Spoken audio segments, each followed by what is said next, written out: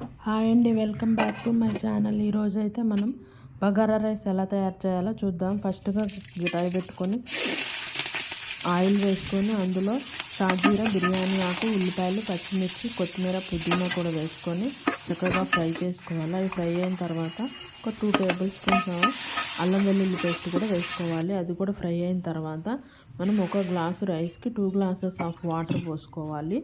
అలా పోసుకొని తగినంత ఉప్పు కూడా వేసుకొని ఎసురు మరిగే వరకు మూత పెట్టి మరిగించుకోవాలి. ఈలోపు బియ్యాన్ని కడిగి నానబెట్టుకొని ఉంచుకోవాలి.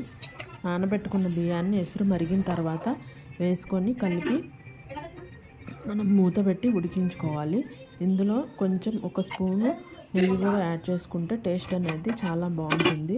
ఇలా సగం బడ ఉడికిన తర్వాత మనం ఒకసారి రైస్ని కలిపేసుకొని ఒక 5 మినిట్స్ ఇలాగా పైన ఏదైనా బరువు పెట్టుకొని ఉడికించుకుంటే ఎంతో సింపుల్గా టేస్టీగా ఉండే బగారా రైస్